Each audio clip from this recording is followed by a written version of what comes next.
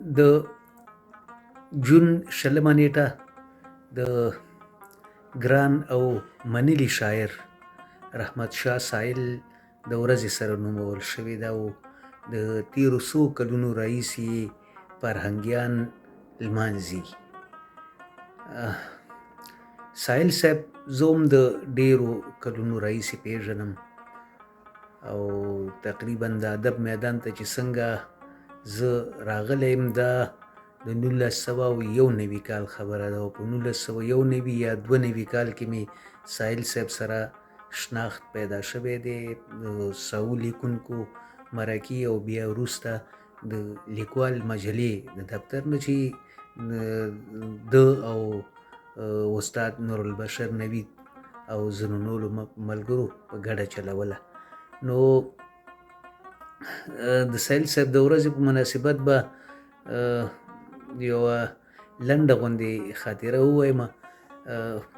په 2010 کال کې زه مشال راډیو ته سره له کابل نه جلال آباد ته راغلم او په 2011 کال کې د څو میاشتو لپاره پېښور ته وغوښتم راډیو چې هغلته ورته په کلتوري او فرهنګي راپورټونو باندې کار وکړم.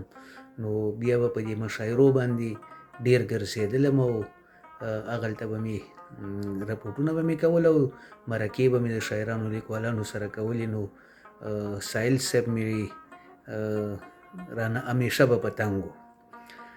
نو بیا داسې وخت راغی چې په ایډورډز کالج کې چې د مشري استاد یار محمد مغموم کوله د دې ایډورډز کالج مشر په هغه کال باندې. نو هغه یوه مشاعره جوړه کړې وه او په دې مشاعره کې خوشبختانه ماته هم د انانسرۍ چانس په لاس راغلی و. نو انانسري مې کوله نو سایل صاحب مې راوغوښت. نو سایل صاحب د خپل دغه غزل ویلو نه وړاندې هغه د پېښوریانو یو څه دغه دی که نه عادت هم دی چې د غزل نه وړاندې څو شعرونه.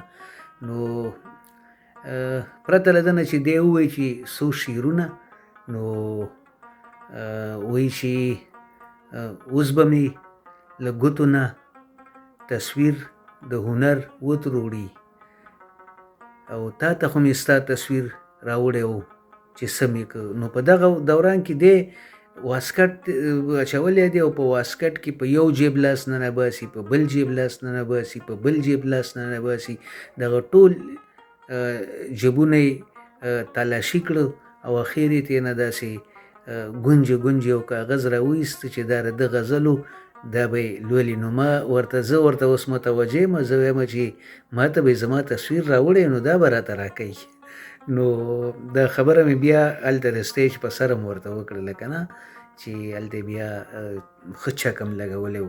نو سایل صاحب یو له هغو شاعرانو نه دی چې تقریبا 30 کاله پخوا چې ما اورېدلی هم مې د ده د شعر نه خوند اخیستی دی او اوس یې چې هم لولمه چې دی نور هغه د چا خبره د زړښت مرحلې له تللی دی خو شعر یې ځوانېږي، تخیل یې ځوانېږي او همغسې لکه په تانده زلمیتوب کې مې چې د شاعرۍ نه خوند اخیستو اوس نو زه هم ډېر ځوان نه یم پاتې